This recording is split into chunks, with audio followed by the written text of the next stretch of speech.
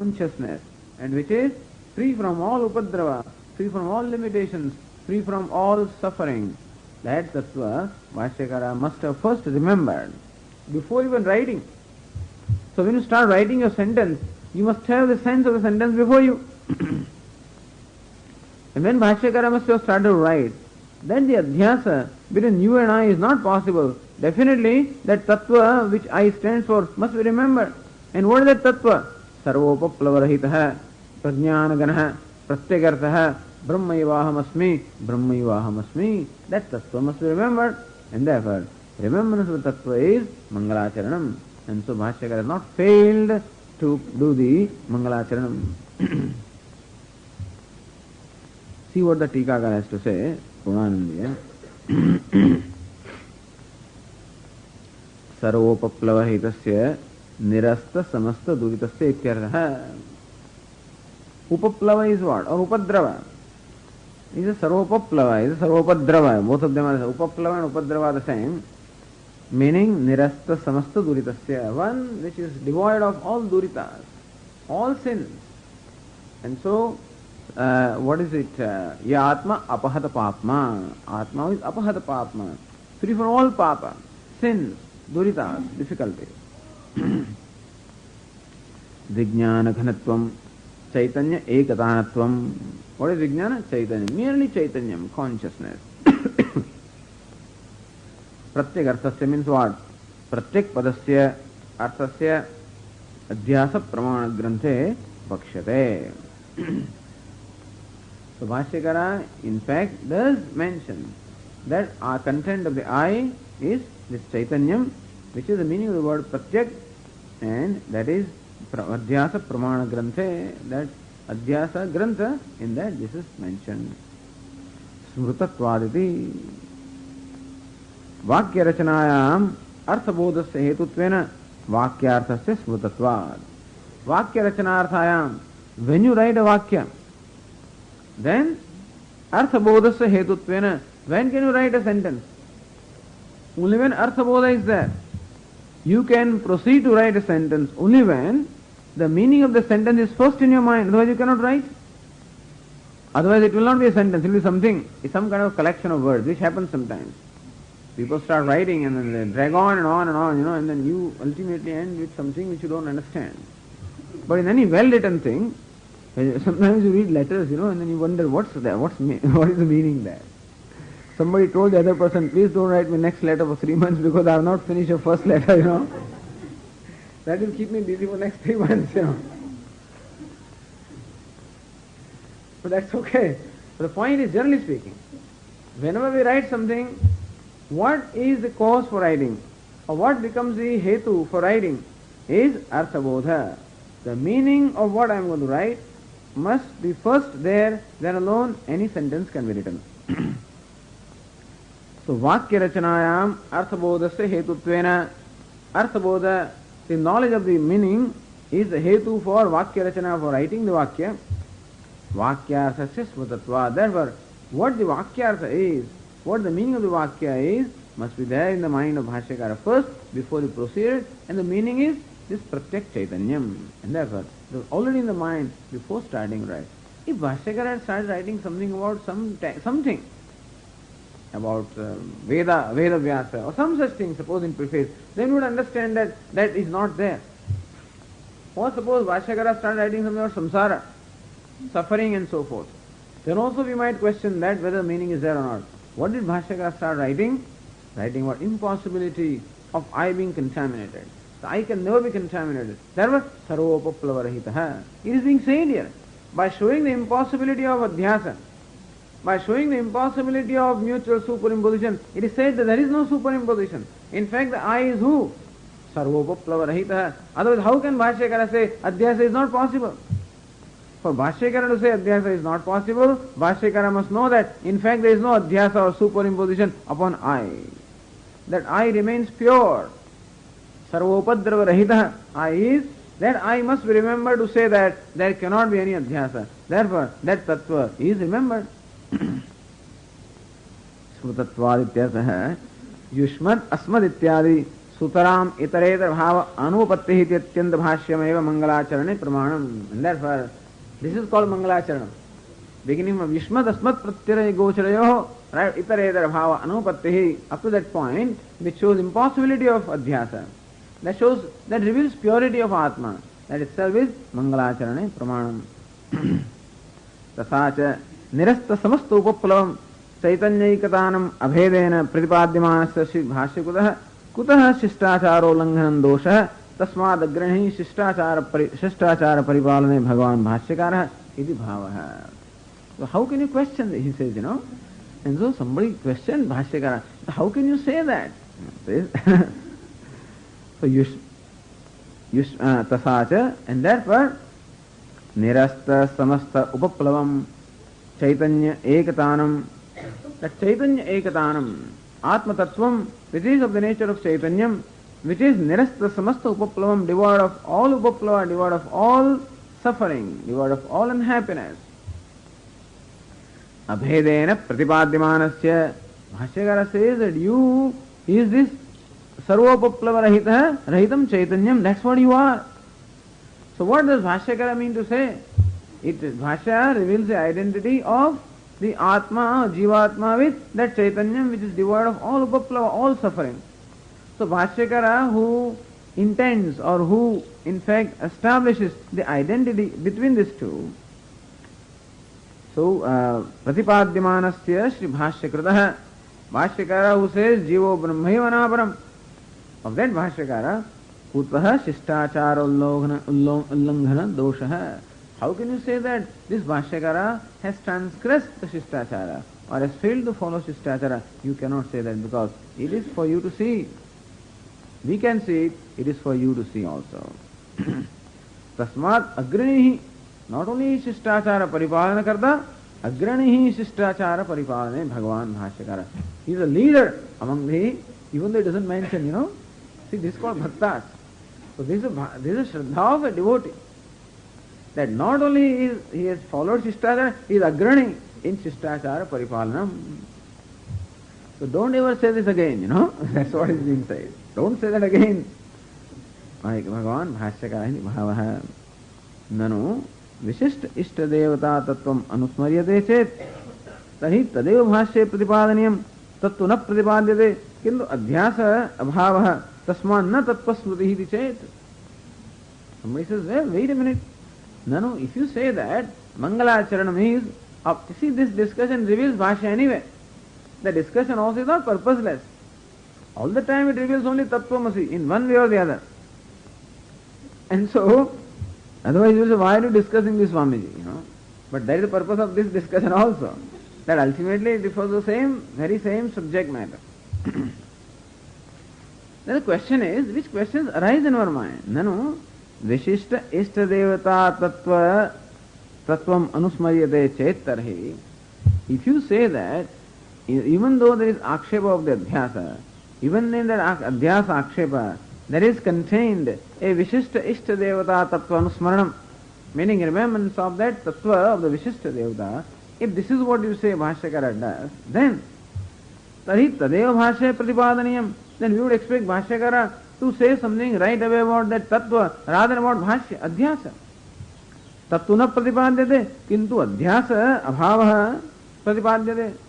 So rather than directly teaching us that tattva, how come Bhashyakara is teaching us the impossibility of adhyasa? Tasman na tattva smriti. This is adhyasa smriti, not tattva smriti, he says, This is not Mangalacharanam because adhyasa smaranam is involved, not tattva smaranam. You think that the people are not smart? They are very smart, in asking questions. If you are not clear, in 2 minutes you will be dismissed. Just take your book home, they will tell you. It says, iti chet? No, that's not so. Why? Adhyasa abhava pratipadanaya eva pratyaktattvasya smatatvat. That pratyaktattvam, in order to say that adhyasa is not possible, why is it not possible? Because pratyekatma is sarvopaplava rahitaha.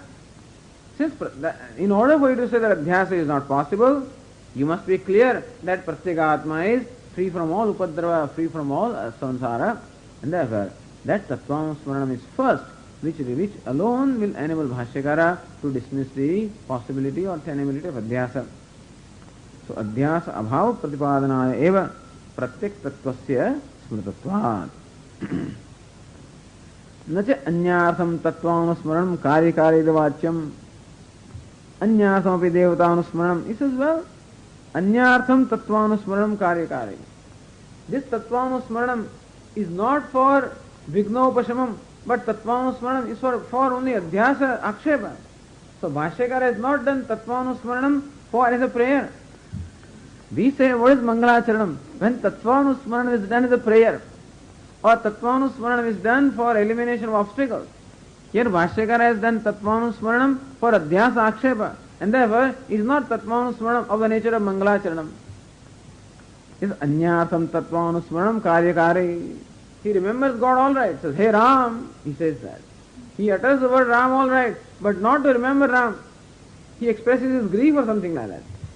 And therefore, that word Rama is uttered to express his grief and not to remember Rama. That won't work, he says. If you say Rama for the sake of Rama, then we understand that it is Mangalam. If you are saying Ram, Ram, Ram, that means you are looking at something else and saying Ram, Ram, Ram.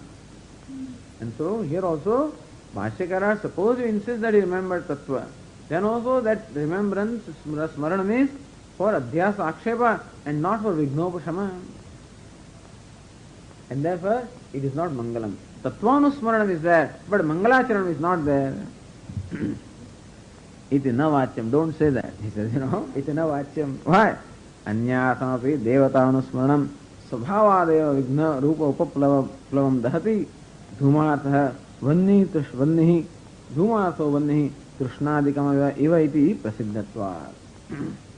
He says, that's the glory of Devata Anusmaranam, that by remembrance it brings about auspiciousness, whether you intend it or not.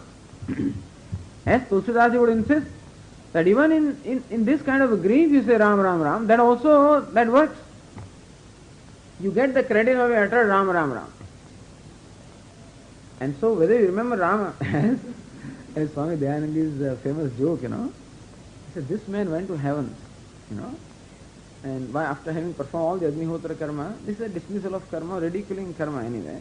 But then in another context also it can be said, this man having performed all these rituals and everything else after a great amount of effort, ultimately managed to secure a place in heaven. He went to heaven. Goes to heavens, then God is there, looking at God, and so forth and so on. You know the description. How long can you look at God? 1 minute, 2 minutes, 5 minutes, and then you get bored. It's all right, now what next?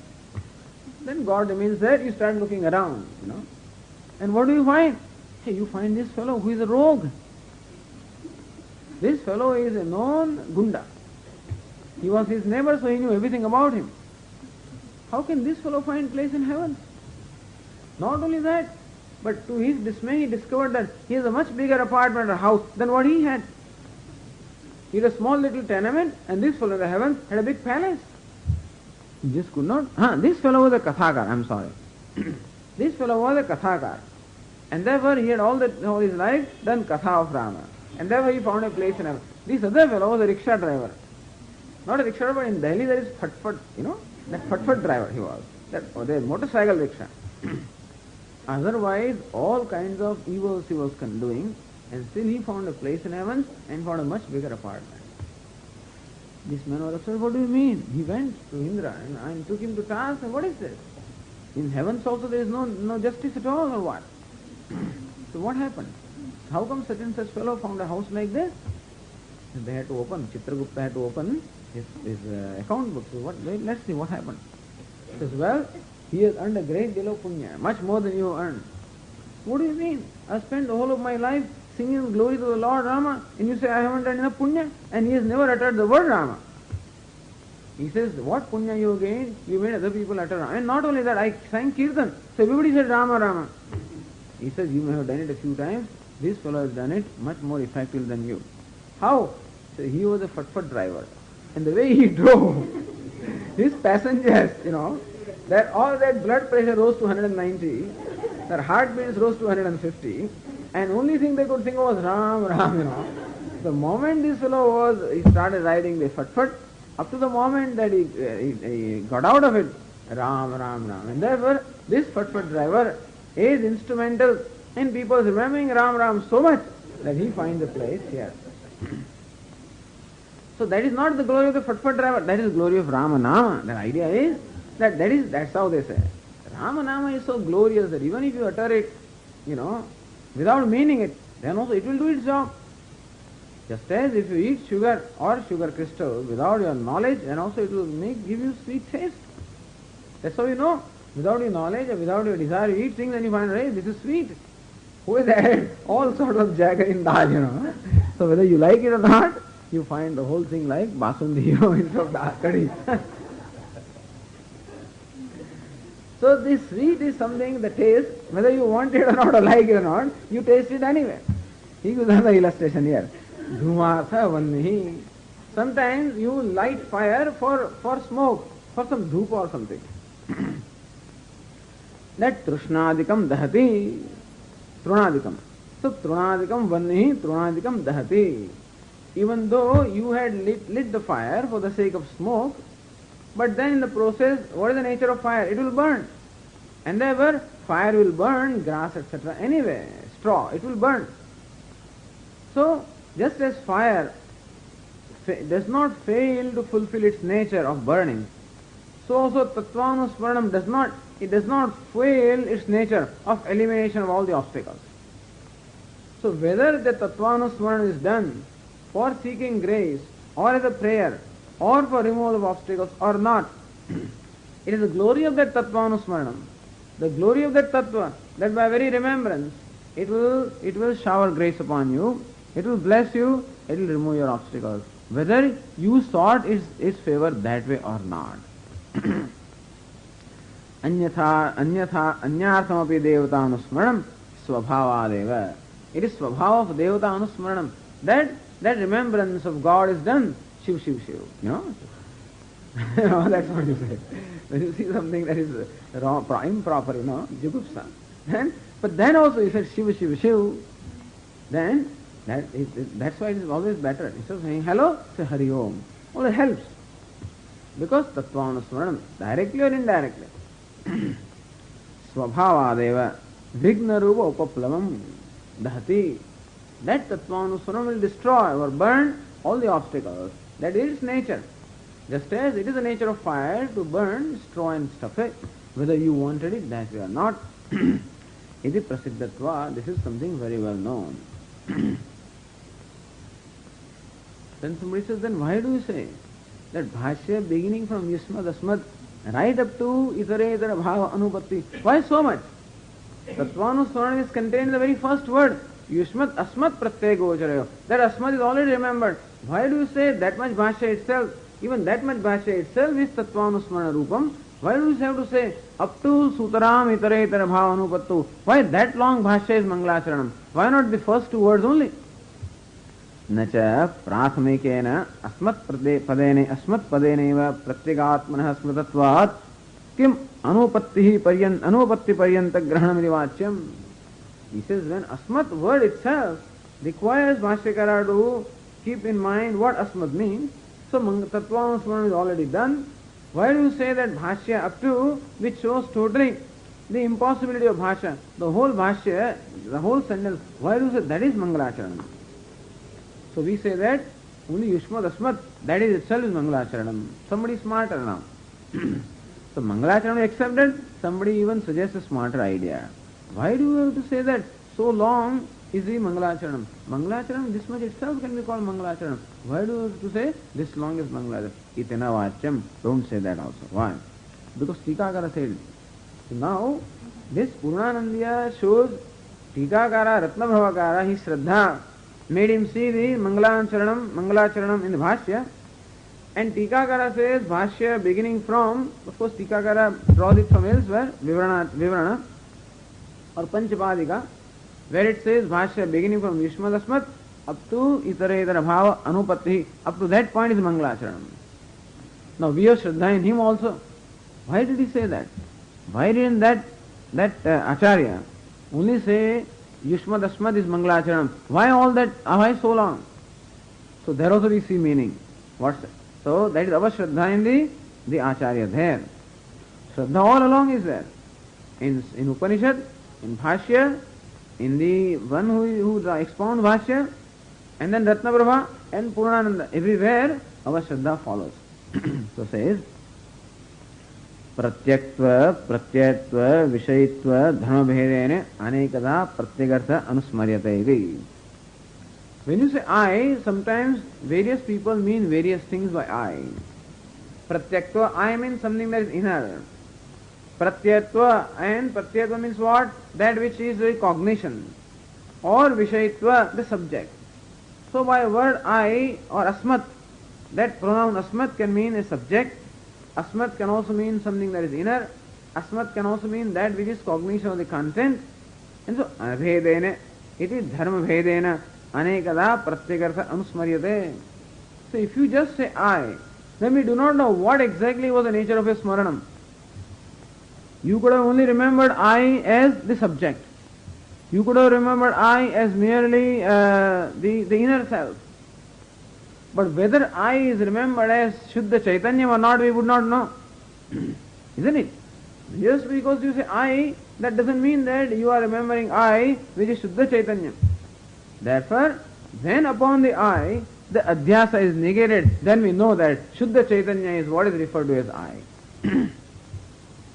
So, anekada pratyagartha anusmaryate iti dyotanarthatvat iti dyotanarthatvat. And therefore, the Tikakara says, Abhashya up to the itaretara bhava anupattau, because anupattihi up to that bhashya is considered as Mangalacharanam, because it is clear that upon the I, no upaplava can be there.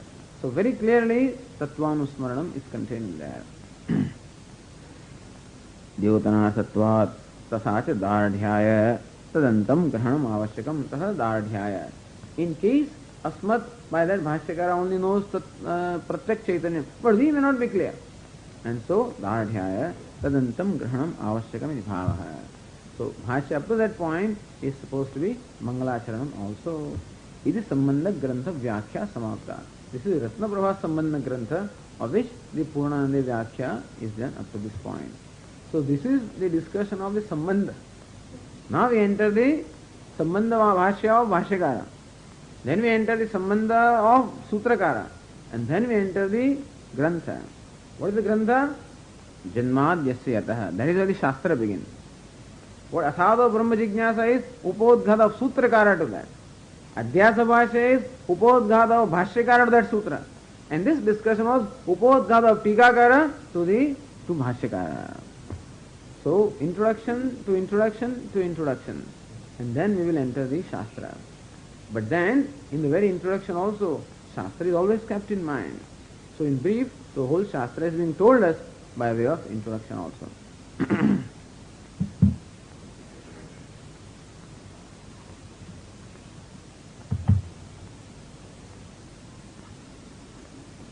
Om Purnamadah Purnamidam Purnat Purnamudachyate Purnasya Purnamadaya Purnameva Vashishyate.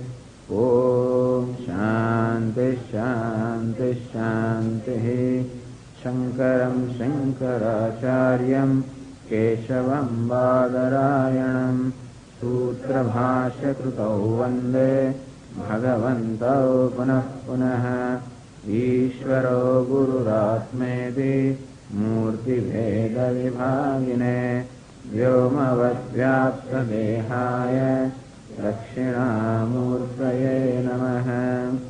Om Shanti Shanti. Omkarasya Shabdasya Dvavetau Brahmana Pura Kantham Vitva Viniryatau Tasman Mangalika Vabhau. Om Atha Om Atha Om Atha Yushmadasmat Pratyego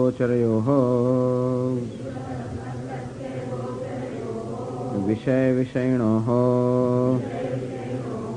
Tamah Prakashavad Viruddha Swabhavayoho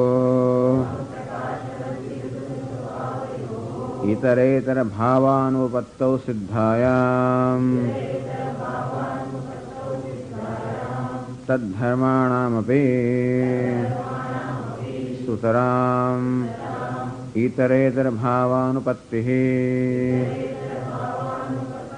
इत्यतः अस्मत् प्रत्ययगोचरे विषयिणे चिदात्मके युष्मत् प्रत्ययगोचरस्य विषयस्य तद्धर्माणां च अध्यासः तद्विपर्ययेण विषयिणः तद्धर्माणां च विषये अध्यासः मिथ्येति भवितुं युक्तम्।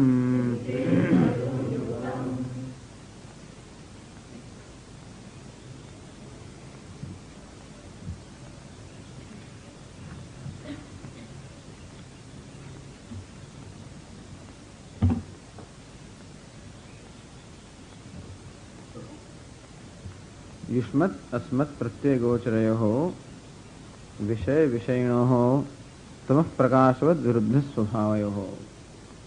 The idea is to reveal viruddha swabhavatvam, that what is indicated by yushmat you and what is indicated by asmat I, what is revealed by you pratyaya yushmat, what is revealed by this cognition asmat I, both of them are totally contradictory in nature, like tamaha and prakasha, like the light and darkness. And therefore, itaretara bhava anupattihi. It is not tenable that each one may assume the nature of the other, that there can be identity between them, or that they can be totally one with each other. This is not possible because both of them are mutually exclusive.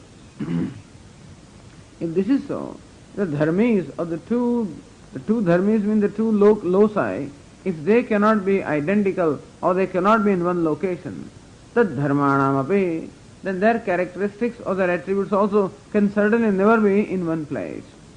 Sūtraṁ itaretara bhava anupattihi. Definitely, Sūtraṁ by all means, when the dharmis cannot assume each other's nature or cannot be in one place, cannot be identical to each other, certainly their attributes cannot be. Like cloth and pot. If both of them are different from each other, then where the cloth is, the pot cannot be. Where the pot is, the cloth cannot be. Then the qualities of the pot, the attributes of the pot called potness can never be in the cloth, or the attributes of the cloth like clothness cannot be in the pot, because these two are distinct objects. More than them also are distinct this yushmat and asmat, or you and I, and therefore there is no way that they can be identical to one another, each other, or their attributes also can be identical or can be in one location.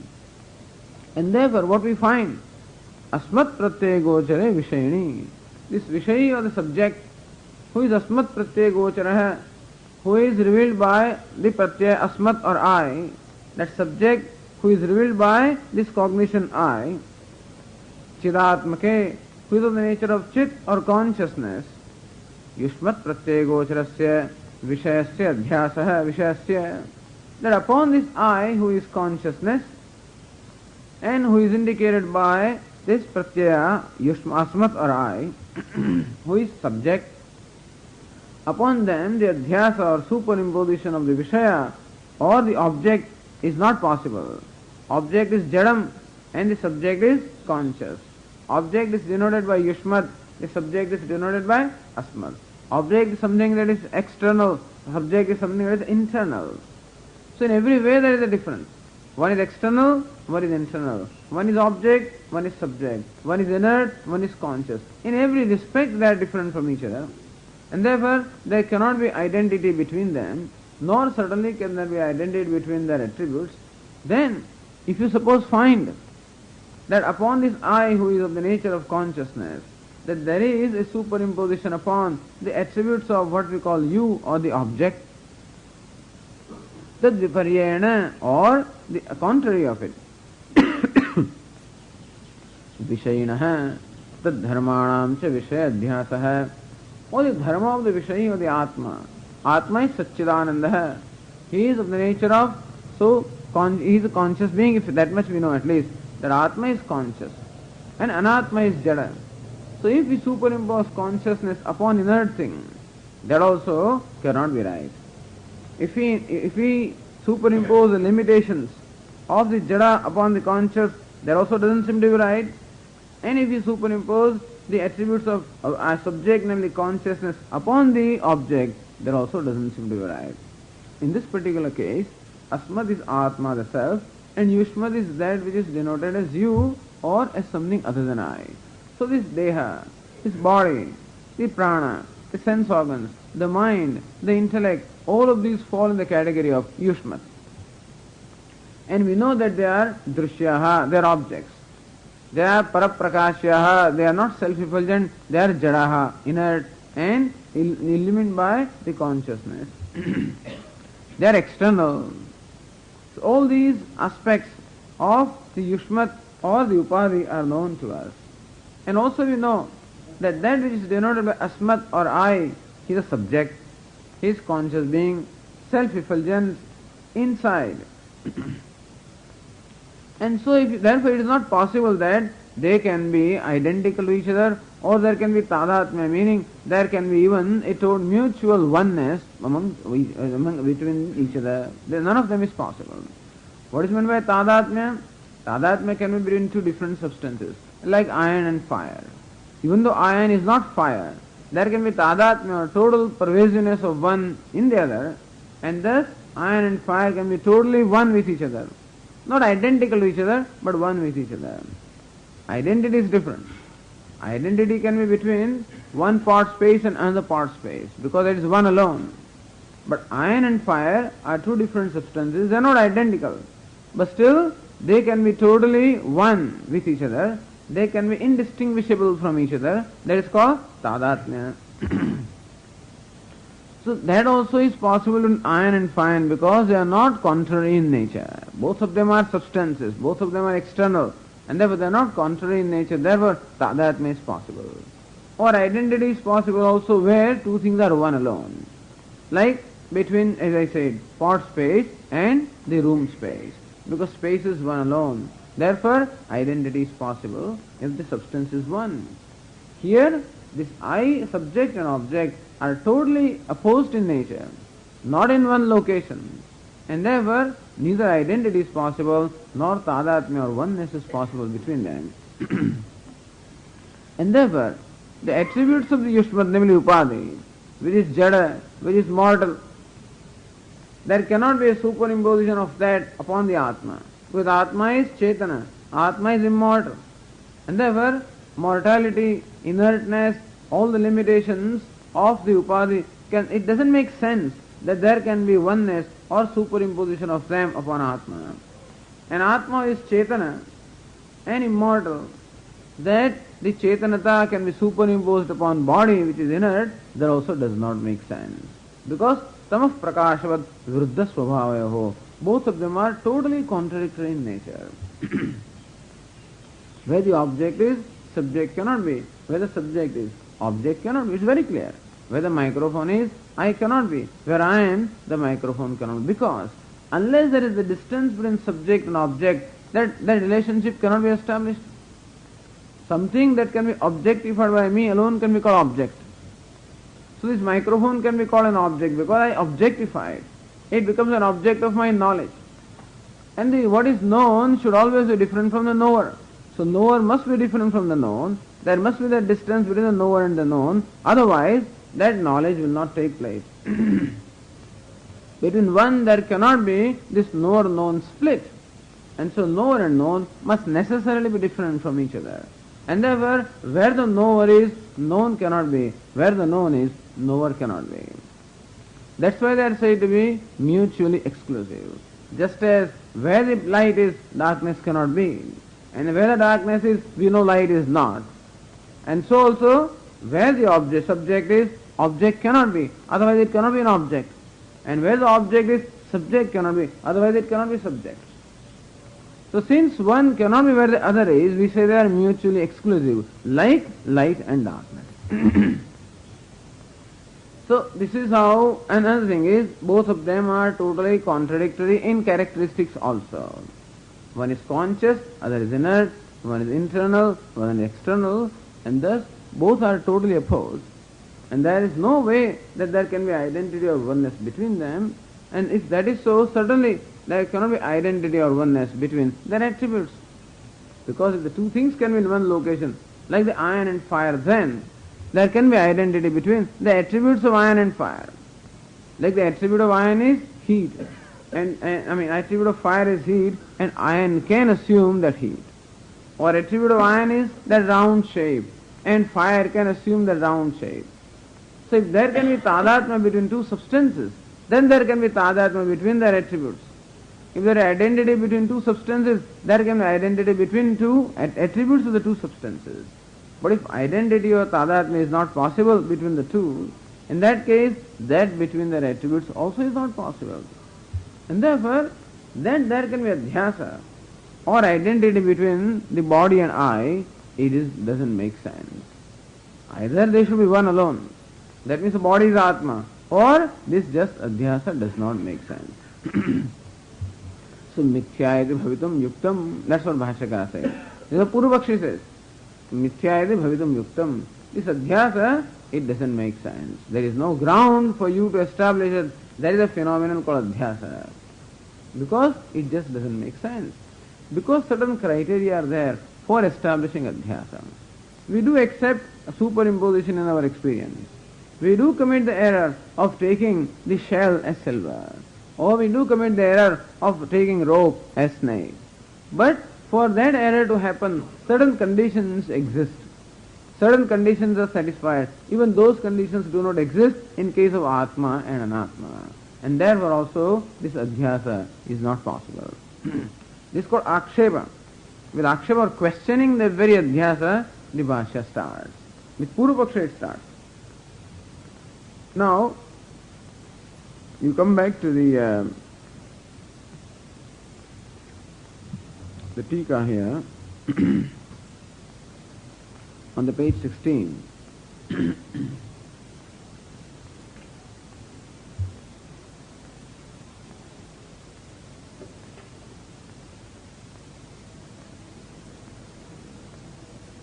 says loke shuktau idam rajatam iti brahmaha. This Brahma or error we do find in our experience. Loke means our common experience. Brahma, there is this confusion or error. What is the error? Shuktau idam rajatam. Whereas there is shukti, meaning the shell, idam rajatam, this is silver. This kind of Brahma is there.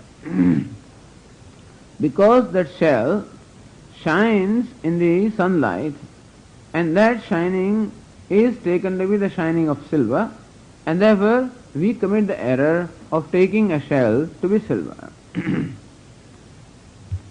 Now, what is the ground for this error? Such an error can be committed only when you have the knowledge of silver, prior knowledge. Only if you have the prior knowledge of silver. Not only that, but you have seen the silver somewhere else. So, when the silver, you have knowledge of silver, at the same time, when silver has become the object of your knowledge. Says Satya Rajate Idam Rajatam. This prior experience is there. Satya Rajate. In Rajat or silver, that is real. And it says Hatta Pattana Disthidam Rajatam. So like in a shop, you may find silver.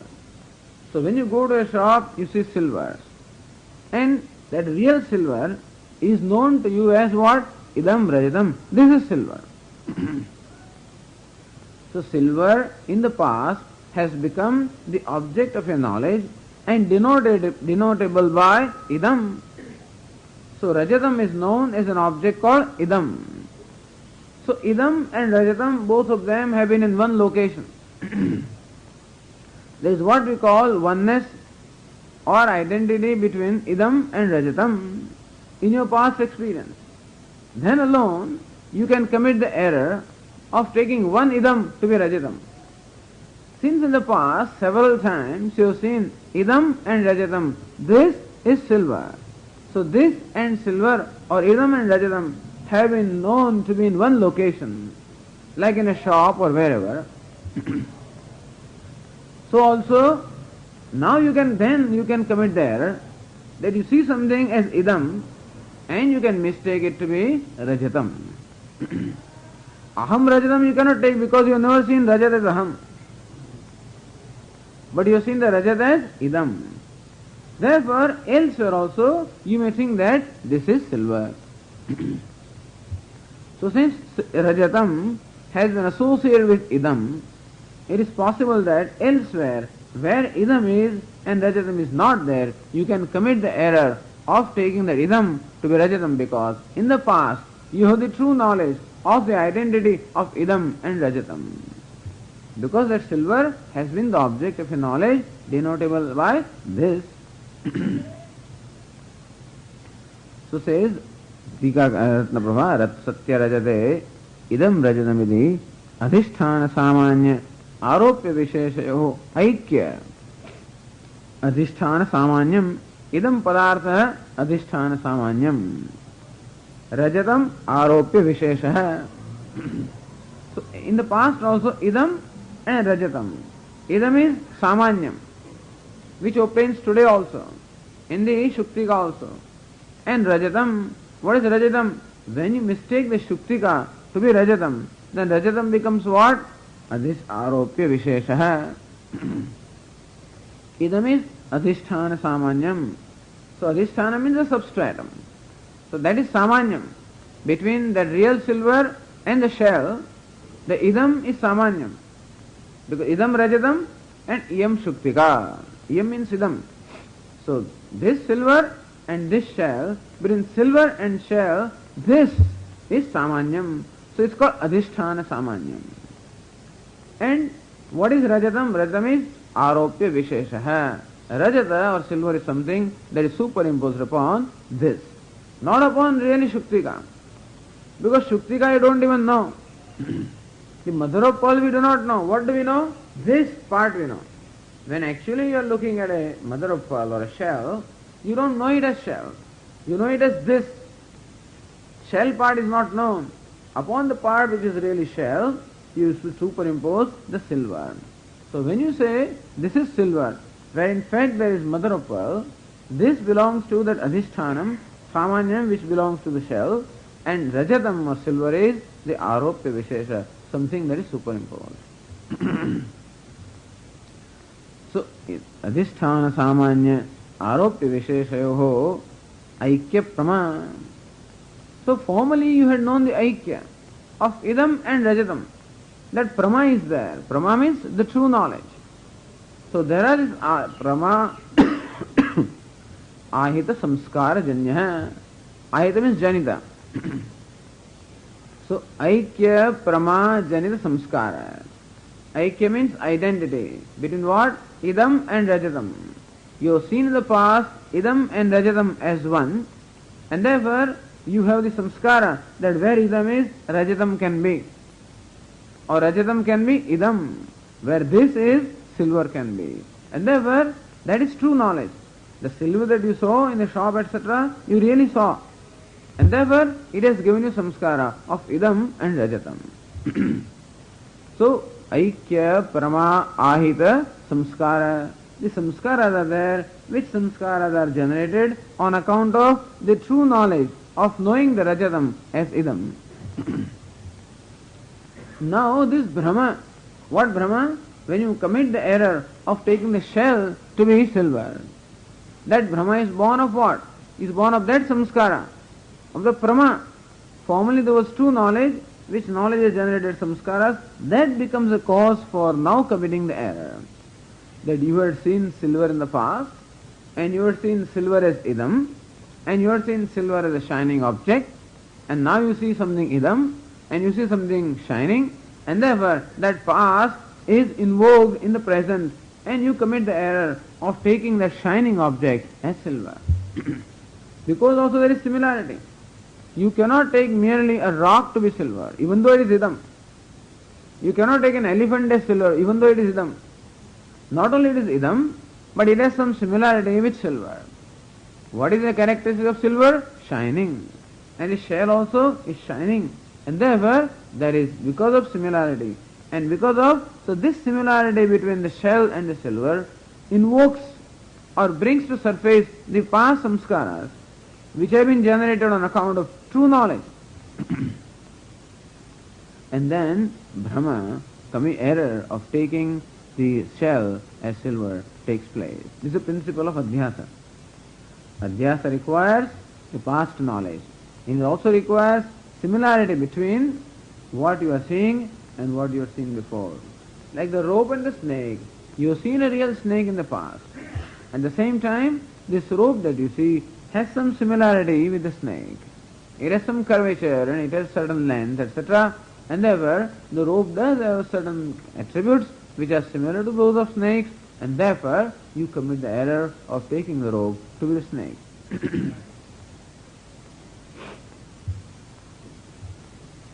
And therefore, say, see this, then further continues, atrape atmani anatma ahankar adhyase purva pramavachya. Now what happens? Atrape, in this case now, in the case that is under discussion, what are we discussing? Adhyasa. Atma anatma.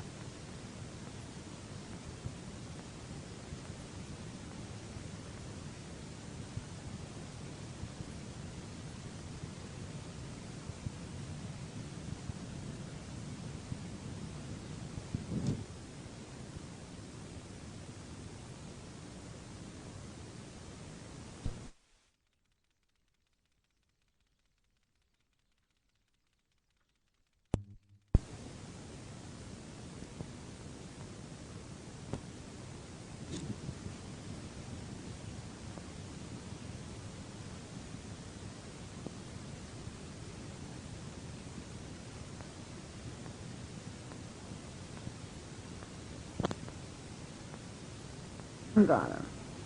And beginning from ahankara, everything else. First superimposition that takes place is ahankara, sense of individuality. Upon I, which is actually free from any individuality, free from any attributes, the first superimposition that takes place is ahankara, sense of individuality. And then we further superimpose the buddhi, the manaha, the indriyani, the pranaha, the shariram. All of these are also further superimposed upon I. So all this anatma varga, this whole group of non-self, beginning from ahankara, they are superimposed upon the atma. And what's the result? Therefore I take ahankara as I. Therefore I take buddhi as I. Therefore I take sense organs as I. Therefore I take the body as I. That shows that this anatma has been superimposed upon the atma. And so also atma is superimposed upon anatma. Atma is very dear to me, and therefore the body becomes very dear to me. My ahankara becomes very dear to me. I will hold on to it at any cost. My buddhi becomes very dear to me. Atma is immortal, and therefore Atma is conscious, so body also is taken as conscious entity. Buddhi also is taken as conscious entity. Ahankara also is taken as conscious entity. So this mutual superimposition is there between Atma and Anatma. He says if you claim that there is a mutual superimposition between Atma and Anatma, then the conditions or criteria for that superimposition or adhyasa must be fulfilled here also. Like there was a mutual superimposition of idam and rajatam. Because certain conditions were satisfied, similar conditions should be satisfied here also. What are the conditions there? There was a knowledge of real identity between idam and rajatam. That in the past, idam and rajatam were one, and you have seen the aikya between them. And now today, when you see aikya or identity between atma and anatma, that means somewhere you must have seen them in one location. Unless you have those samskaras of the identity of atma and anatma, have you seen atma and anatma in one location in the past? Then we can understand that the atma anatma adhyasa is possible. But that is not so. Says atrapi atmani anatma ahankar adhyase purva pramavachya. Here also purva prama. See, what is this? Says nanu atma anatmanoho adhyase bhi ukta samskarah karanam syat. All right. We say there is a adhyasa between Atma and Anatma, and previous samskaras are there. He says, no. Sacha Atma Anatmanoho Vastava Aikyam Apekshate. Ratnabhra says, all right, for you to have the samskaras of knowing Atma, of seeing Atma and Anatma in one location, Sacha Prama Atma Anatmanoho Vastava Aikyam Apekshate. Somewhere there should be a real identity between Atma and Anatma, which you have seen, and now you see Atma and then you take it to be Anatma, or you see Anatma and you take it to be one with Atma. Somewhere you must have seen them as one. Earlier, just as you saw the identity between Idam and Rajatam, or this and silver, that identity was known to you. Therefore, when you see this, you can take it to be silver. Have you seen similarly the identity, have you known the identity between Atma and Anatma in the past? For you to commit the error here, how do you say this is an error?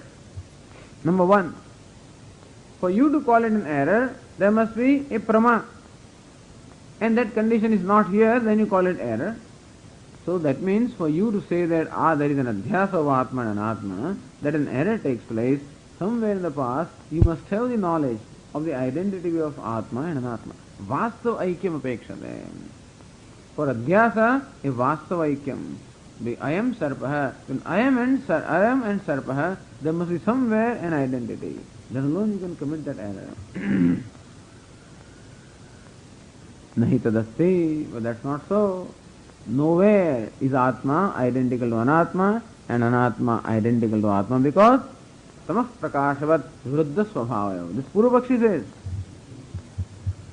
Tamah prakashavat viruddha svabhavayo. How can you ever see? Have you ever seen light and darkness in one place?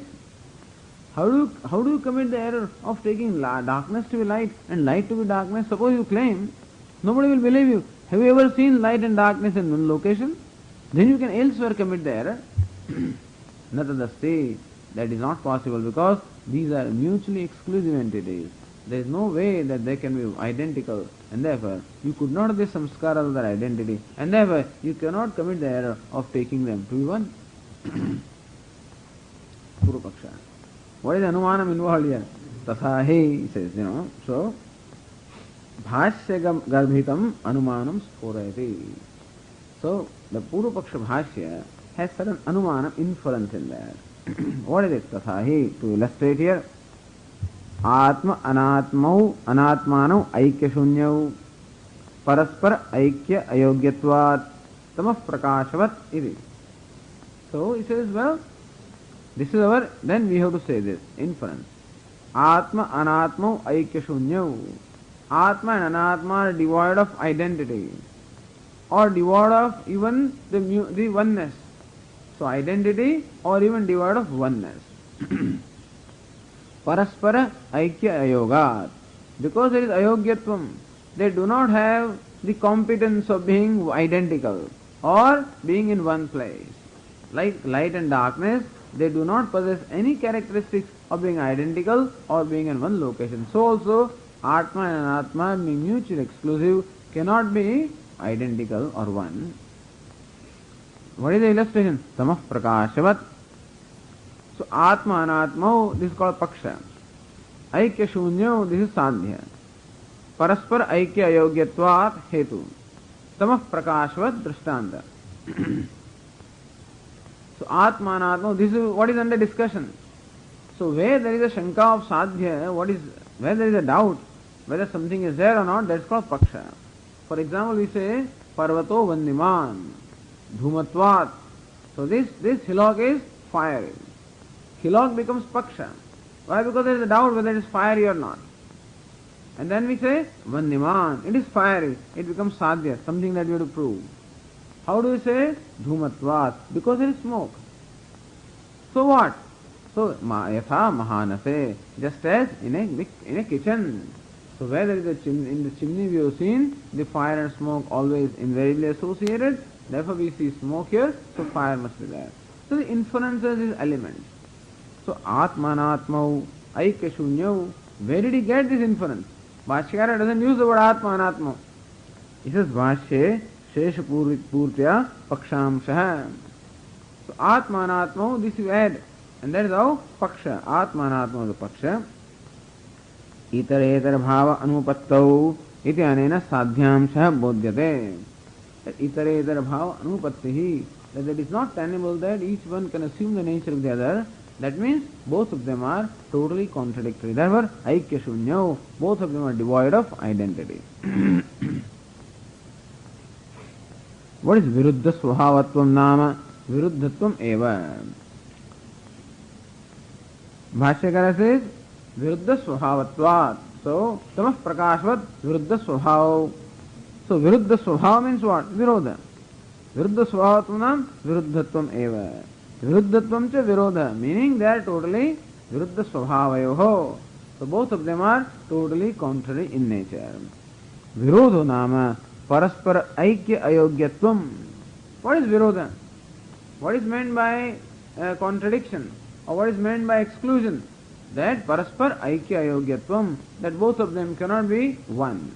In one location or both cannot be identical to each other. इदि अभिप्रेत्य विरुद्ध स्वभाव इति भाष्य फलितार्थमः परस्पर ऐक्य अयोग्यत्वात्.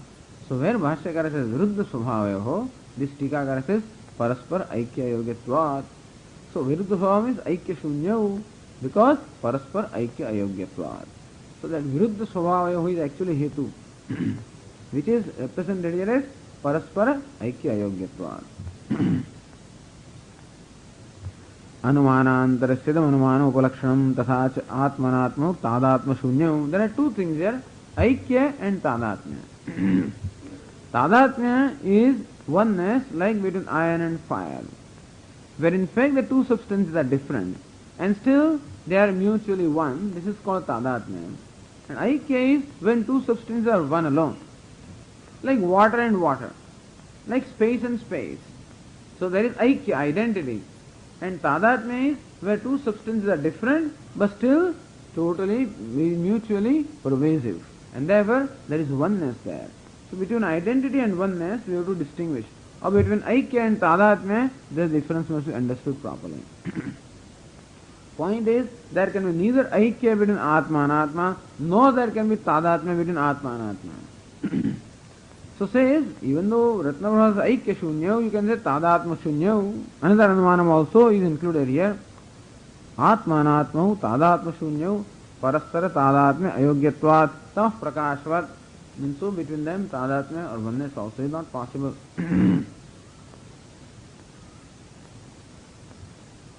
Atma anatmanoho katham virodha. Why do you say that atma and anatma are totally contrary in nature?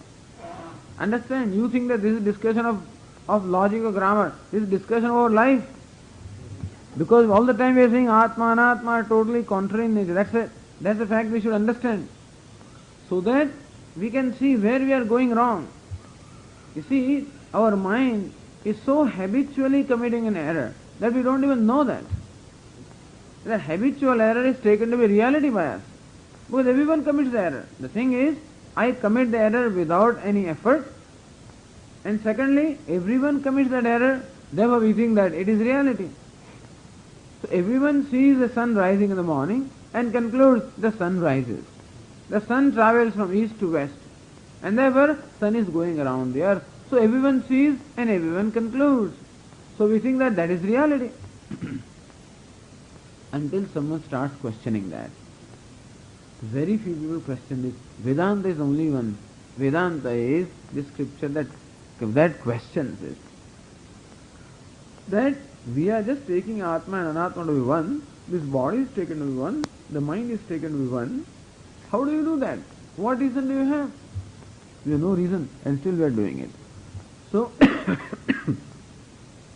the error is a built-in error. And we have to address ourselves to that. If you take that error for granted and don't address that, then there is only a piling up of the errors, further errors. Because when you try to solve a problem, if the original assumption is wrong, then even though all the rest of the steps will be right, the whole answer is going to be wrong. And so also in our life, everything may be right. But this fundamental thing is wrong. What? I am the body. That is where the error is. And then everything right you may do, still you are wrong. Because that body and I cannot be in one location. And still, this is called wonder. This is called the magic. This is called Maya, which makes impossible thing possible. Which is impossible, they say. What is impossible? Logically, it is just does not make sense. It is not tenable. That tamaha and prakasha, that darkness and light can be taken as one, or identical to each other, or one with each other. That is not possible. Nobody ever commits that error. And still, we commit this error. And we have to become aware of this. And catch ourselves when we commit the error. I take this body as I. That's right. I am taking the mind as I. This is because the intellect is taken as I. Why did I feel insulted? Intellect is I. Why did I feel hurt? Mind is I. Why do I feel hot? Body is I. Why am I hungry? Prana is I. Why do you think I don't hear properly? Ear is I. Then do what you have to do, but know this. If you have to repair the ear, go ahead and do it. If you have to eliminate that, if you have to remove that heat, okay, do that. But knowing fully well that it is the body where this is happening and not to me. So this is the error that we have to address ourselves to all the time. And it is so built in that we just take it for granted. It is universal error. That's why it's called kosha. Koshavat achadakatva. Like a kosha. Like a covering. Cover something. So, like a sword is covered by a scabbard. And we don't see it. And so also Atma is covered by all these erroneous notions. Taking the body as I, mind as I, intellect as I. Body does not cover Atma. Mind does not cover Atma. What covers Atma? The notion that I am the body. What covers that rope? Does the snake cover the rope? No. The notion that this is snake covers that rope. And so the rope will be covered as long as the notion does not go. So rope is not covered by snake. Rope is covered by the error or the notion that this is snake. Atma is not covered by body or mind or intellect. Atma is as though covered by the notion, I am the body, I am the mind, I am the intellect. And therefore, right, that is where you hit that's where the problem is. And that's where the bhashya starts. This is where the life starts. Samsara starts where? There. If that error were not there, there would have been no samsara at all. There is no reason why I should be born. But commit that error. So kamayata bahusyam prajayayeti satapo tapyata satapastaptva idagum saram asrujata. So kamayata, desires, may become many. Means there is a sense of identity. That's all. Then starts the whole creation. So since that is where the problem is, that's where Vedanta draws our attention. Okay, the question is, Atmanatmanoho katham virodha iti ashankam varaitum. Why do you say that? There is a virodha or contradiction between Atma and Anatma, mutual exclusion. Yushmat asmat ityadi vishesham. So Bhashyakara uses that vishesham. Yushmat asmat pratyaya gocharayo. Just to show us that Atma and Anatma are totally contradictory in nature. Yushmat means you and asmat means I. Just as these two are totally contradictory in nature. Where you is, I cannot be. Where I am, you cannot be. You is object, I is subject. And how you and I are totally contrary in nature. So that to show the contradiction obtaining between Atma and Anatma, Bhashyakara deliberately employs these terms Yushmat and Asmat. For that he may have gone out of way and invited certain grammatical criticism which is not applicable anyway, but still. At least unconventional usage is that Yushmat Asmat Pratyaya Gochara. The Yushmat Asmat compound is a very unconventional thing. And there is a lot of discussion whether it is right or not. And of course it is proven to be right. But the point is that even if it is not right, at least it serves a purpose. It is right, of course. If it is not right, I am sure Bhashyakara would have done something else in order to bring about the effect.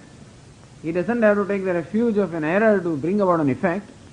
But then, to bring about this effect as to how Atma and Anatma are totally contradictory in nature, Bhashyakara uses this unconventional expressions, Yushmad, Asmad, Pratyaya. Yushmad and Asmad, he combines them.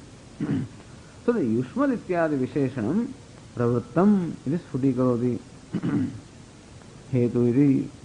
So Ratnaprabha says, Tamah Prakashvadi Matva, Hetu Bhutam Virodham. That what is it? What is the Hetu or the cause that they are not identical? Virodha. That Virodha or mutual exclusion is the reason why Atma and Anatma cannot be one. So Hetu Bhutam Virodham Vastutah Pratiditah Vyavaharatascha Sadhayati Yushmat Asmat Pratyaya Gocharayoho iti. Vastutah. Vastu means Svabhavatah. So Svabhavatah Pratyak Parag Bhavatah iti yavat. Even Svabhava is different. Number one.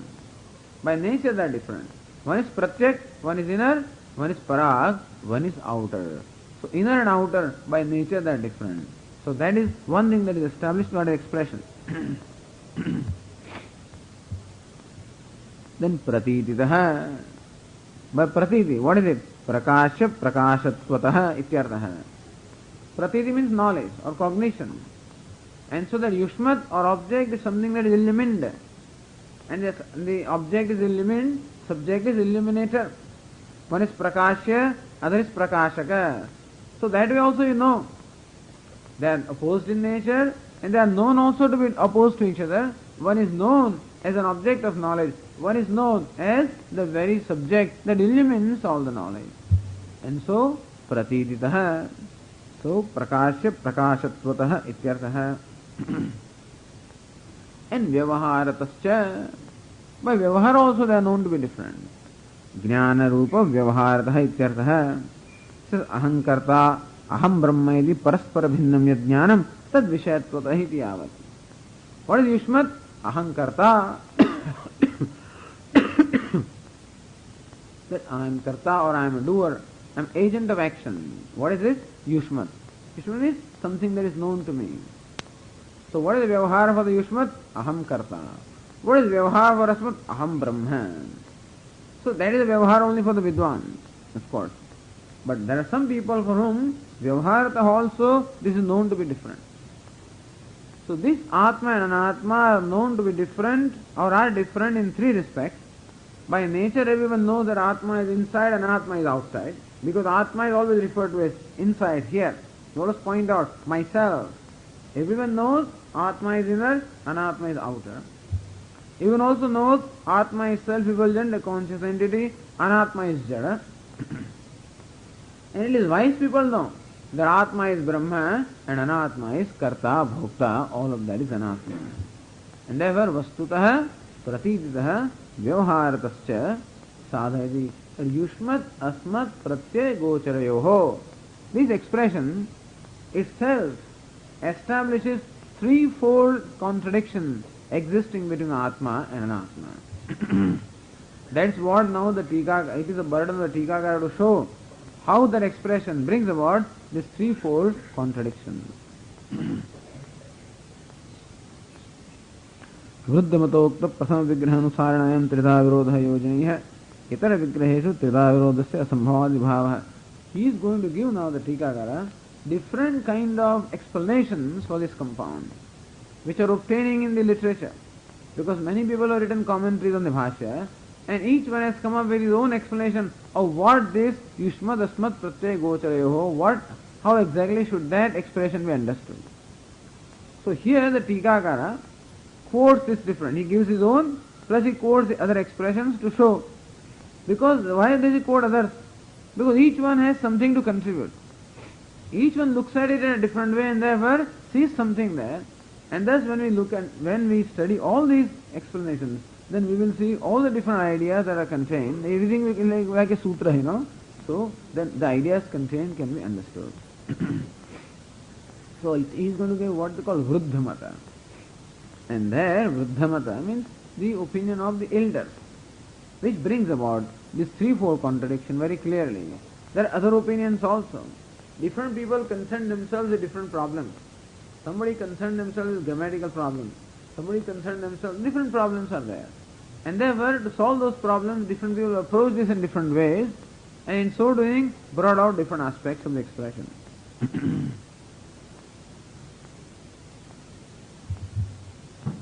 Now the question says nacha.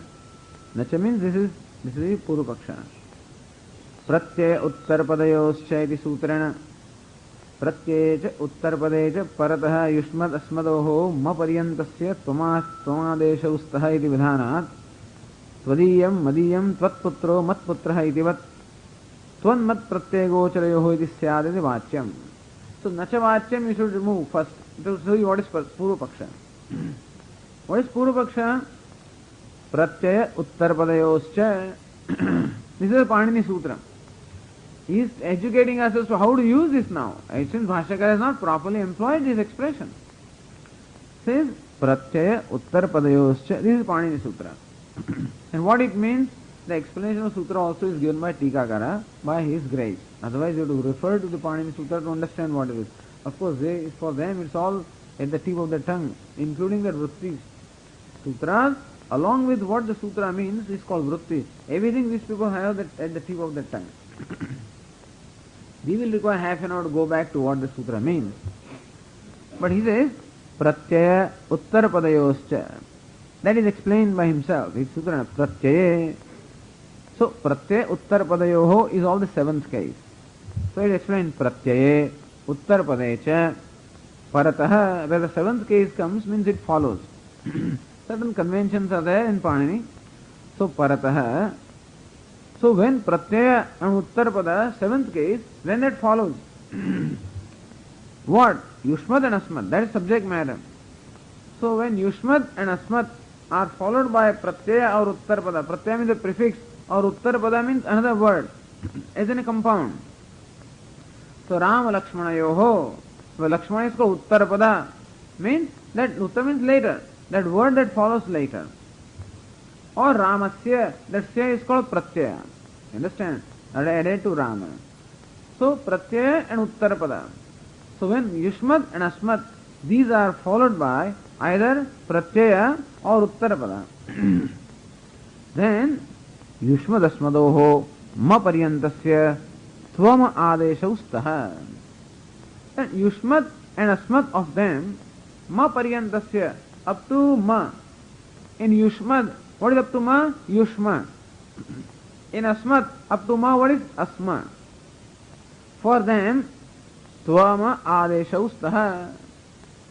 So that yushmad is replaced by what? Ma. Yushma is replaced by ma, and yushmad is replaced by mat. Yushmat of that yushma part is replaced by ma. That takara remains intact. So yushmat is replaced by, it results into what? Mat. And asmat, that asma part is replaced by twa. And so asmat is now twat. So yushmat is twat and asmat is mat. So yushma is replaced by twa and asma is replaced by ma. So yushmat becomes twat and asmat becomes mat. Wherever yushmat and asmat are followed by a pratyaya, or where they are followed by another word as in a compound. Iti vidhanat. He himself gives an explanation, an illustration also. Like tvadiyam, madiyam. So tavaidam is tvadiyam. Tvadiyam is what? Tavaidam dhanam. Tvadiyam dhanam. This is your wealth. In Sanskrit we say tvadiyam dhanam. This is your wealth. What is tvadiyam? Tava idam. So tvadiyam, madiyam. This is pratyaya. So tvadiyam iti udaharane pratyaya paratvam asti.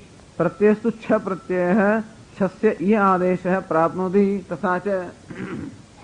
No, this you need not worry about it, but the idea is there is a called pratyaya called cha pratyaya. And cha actually is replaced by iya. You don't even know what is pratyaya and what is replacement. But anyway.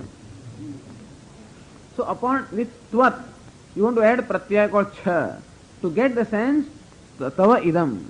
To get that sense, you add the cha pratyaya. The cha pratyaya is replaced by iya. And therefore, that tvat plus iya becomes tvadiya.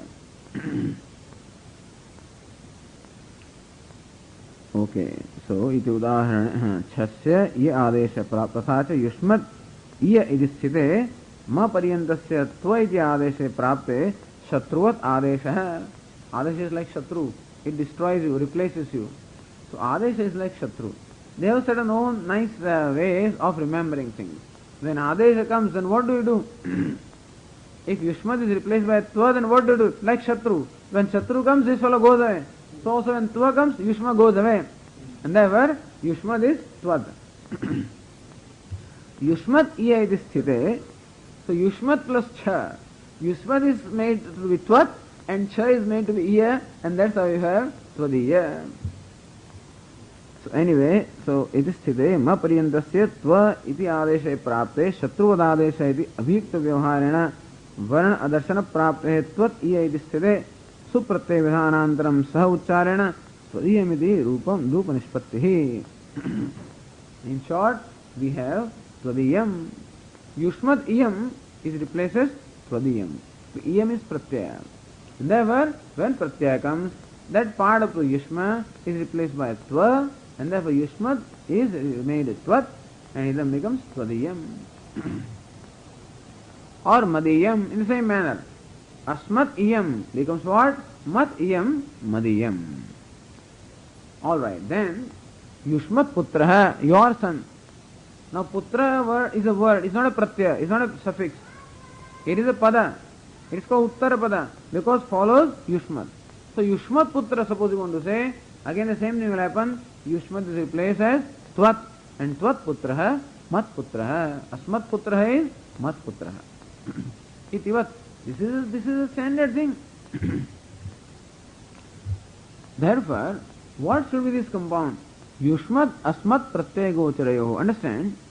Now, in the whole expression Yushmat asmat pratyaya gocharayoho, Yushmat and asmat, both of them are followed by the word pratyaya.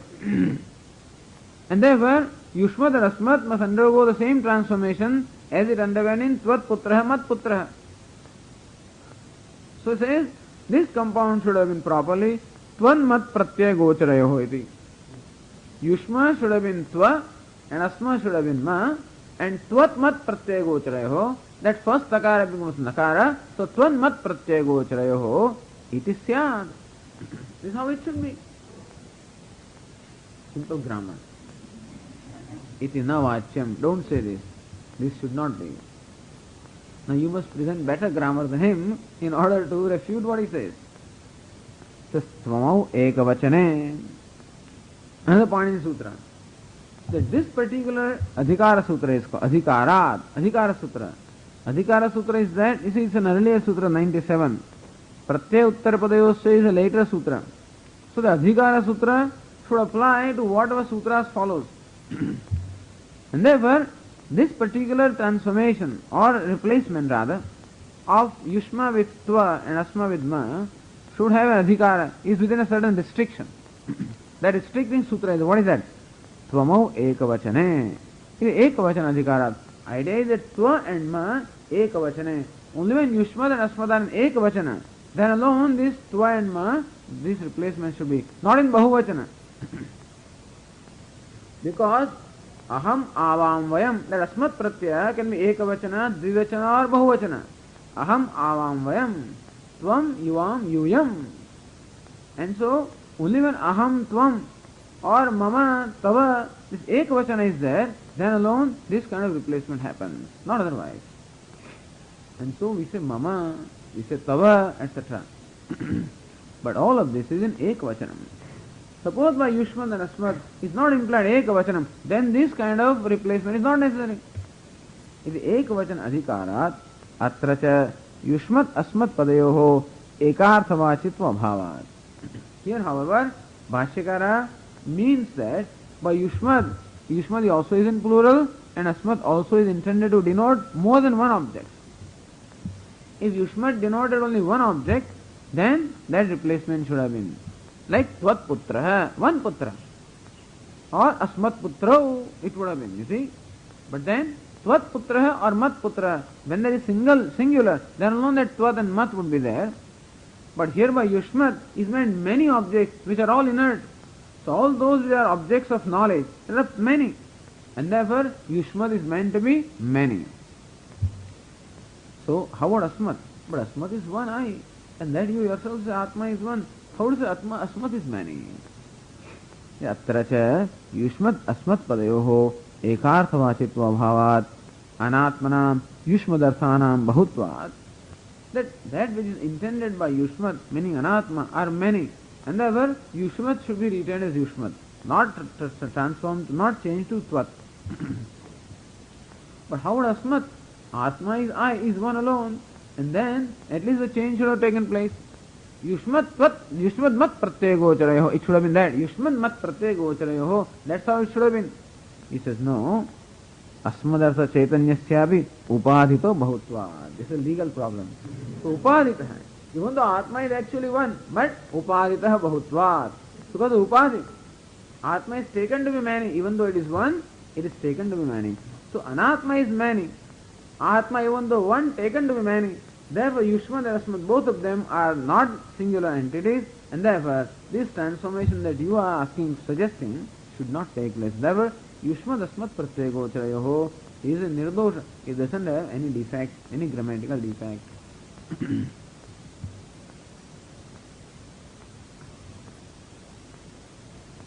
Alright, then he asked the question. Nanu evam sati kasamatra bhashya vigraha. Alright, if this is what you have to say, that Yushmat evam sati means what? Virodam evam sati bahutva angikare sati ityartha. Already Yushmat also is many and Asmat also is many. Then how are you going to resolve this compound now? Kasamatra bhashya vigraha. This is samasa. Yushmat Asmat Pratyaya Gocharayoho is a samasa or a compound word.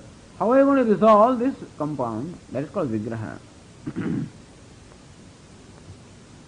Then he says, nacha. Again remove that nacha. Yuyamidi pratyaya hai, Yushmat pratyaya hai, Vayamidi pratyaya hai, Asmat pratyaya hai, Tad Gocharayoho iti vigraha. This is what Siddhanta says. How to explain?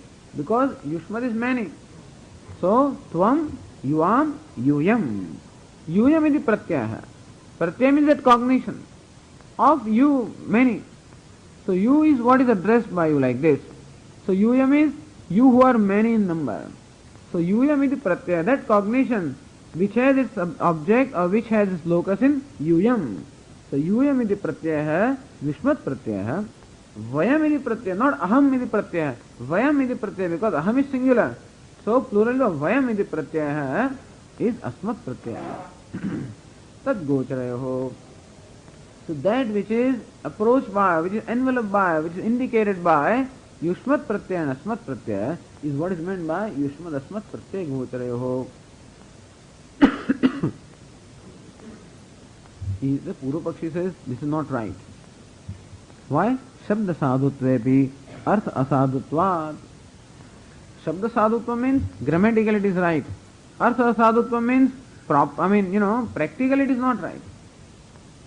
For example, you say, well, Agnim Sinchate, Agnim Pibati, suppose you say. So, Devadatta Agnim Pibati, Devadatta drinks fire. Then grammatically it is right. Devadatta Agnim Pibati. It is called Shabda Sadhutvam, means grammatically it is right. But Nadu Artha Sadhutvam, but then Artha meaning, by meaning it is not right, because fire is not something that one can drink. So just because you say he drinks fire, it doesn't make a right sentence. Even though grammatically it is right, as far as the meaning is concerned, it is not right. So whenever you make a statement, there should be Shabda Sadhutvam as well as Artha Sadhutvam. So Purupakshi says, in your resolving this compound, you say that Yuyam iti pratyaya hai, Yushmat pratyaya hai, Vayam iti pratyaya hai, Asmat pratyaya hai, that Shabda Sadhutvam is there, grammatically it is right, Artha Sadhutvam is not there, but then it does not convey what it is supposed to convey. Why? He says, Nahi ahankaradi anatmanah yuyamiti pratyaya vishayatvam asti.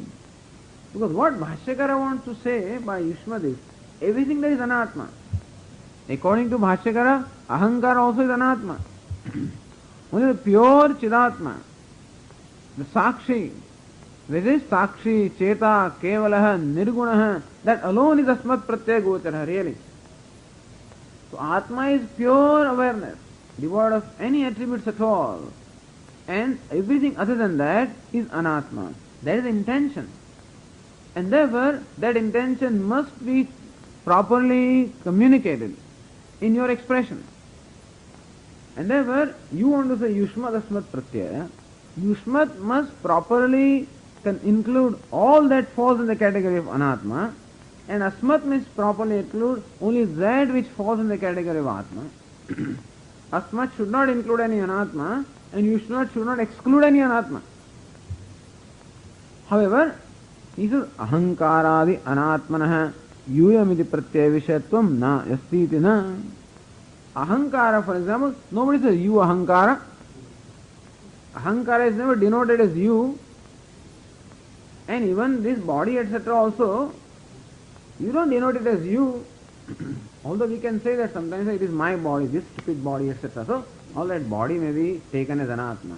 But ahankara, I notion, is never addressed or is never taken to be you. So, ahankara never becomes the object of yushmat pratyaya or yuyam pratyaya. This microphone becomes the object of yushmat pratyaya because it is denoted as you or this. So people sitting in front of me, all of them become the object of yushmat pratyaya. You. I can denote. And suppose there is something in my mind, I may talk to the table also and call it you. Let children do. Why didn't you come, Why did you hit me? And things like that. So it's possible that a stone can be also addressed as you, and a table can be addressed as you, and somebody can talk to his body also. Because it depends on the state of mind. You stupid body, why did you do that, And so it is possible that you can include all of this, but this fellow who is talking himself is ahankara. Who is addressing others as you is ahankara, and therefore ahankara can never become the object of the concept you. So what is the object of the concept I? So pratyaya is concept, let's say. So yushmat pratyaya, concept of you. Asmat pratyaya, concept denoted by I. And gochara means covered. That which is covered by the concept you, and that which is covered by the concept, I have to say concept instead of concept, otherwise there will be confusion. So anyway, that which is covered by the concept you, and that which is covered by the concept I. Ahankara is never covered by the concept you, because the one who says himself is ahankara. And therefore, in this kind of a resolving of a compound, you are not including ahankara as yuyam. And therefore, even though grammatically your resolving of the compound is right, practically it is not right because it excludes ahankara, which should properly fall in the category of yushmat. And therefore, your explanation, yuyam iti pratyaya, yushmat pratyaya, vayam iti pratyaya, vayam means we or I, and you means you. In that you, ahankara doesn't get included, and therefore that you excludes ahankara. So ahankaradi, and by being adi means also this buddhi etc. also, everybody takes them to be I, and therefore all of them get excluded from you because they are never addressed as you. Iti pratyaya vishayatvam asti iti chet, he says na, that is not so. Gochara palasya yogyada paratvat. Gochar is not that it is covered by you and I, but yogyada paratvat is that which is fit to be called you and I, whether you call it or not. So yushmat pratyaya gocharam means what? That which becomes which is denoted by the concept you, and asmat pratyaya gocharam, that which gets denoted by the concept I. So you may not denote, so the explanation is not that it is denoted by concept you or denoted by the concept I, but that it is fit to be fit for the concept you and fit for the concept I. You may not denote it as such. So usually gocharam means that is denoted by. He says no, gocharam is not denoted by or covered by. Gochara padasya yogyata paratvat. That is fit. Fit to be called I and fit to be called you.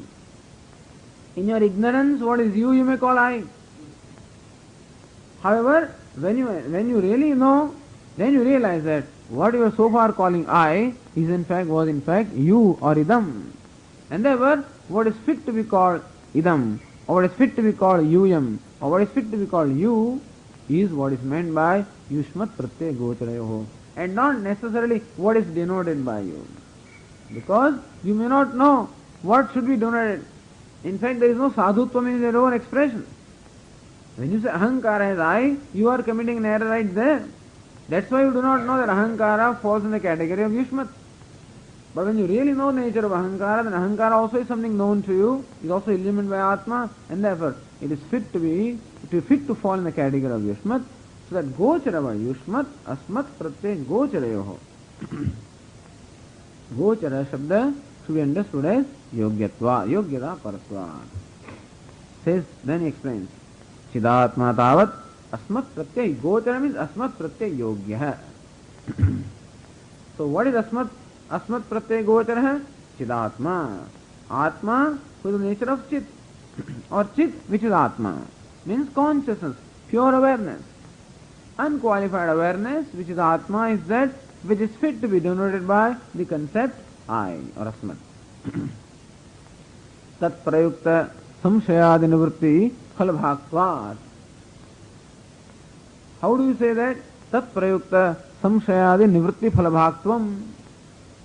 Because that Chidatma alone ultimately eliminates all the doubts, etc., which arise about I. Who am I? All those doubts are ultimately eliminated by this Chidatma. When I know myself as Chidatma, then alone all the doubts, etc., about the I are eliminated, and therefore that Chidatma is fit to become that which is denoted by the concept I. But somebody says that Atma never becomes the object of any, and Atma cannot be denoted by anything. How do you say Atma can be denoted by one I? Atma is that which is beyond all expressions or beyond any concept. You say that Chidatma is that which is denoted by which is fit to be called, which is fit to be indicated by the concept I. It cannot be. He says, well, it is. Na tavadayam ekantena avishayah asmat pratyay vishayatvad vibhashoktescha. So not only that, all samshayas, etc. are eliminated by Chidatma, therefore it should be called asmat pratyaya. What Bhashyakara also says. Na tavadayam, then the discussion will come that you can carry out, the superimposition can happen of one thing upon the other, of a snake upon the rope. Because rope is an object of your knowledge, snake also is an object of your knowledge, so you can commit the error of taking rope with snake. But Atma never becomes the object of your knowledge. How can you commit the error of superimposing body upon Atma when Atma does not become the object of your knowledge? Then Bhashyakara says, no, it is not that Atma does not totally become the object of your knowledge, it does. Because when you say I, Atma definitely shines there. Even though it is not covered by any particular concept, but still what reveals itself as I, or what shines as I, is Atma alone. And therefore Atma is not totally unknown to you. Had Atma totally been unknown to you, certainly you would never commit the error.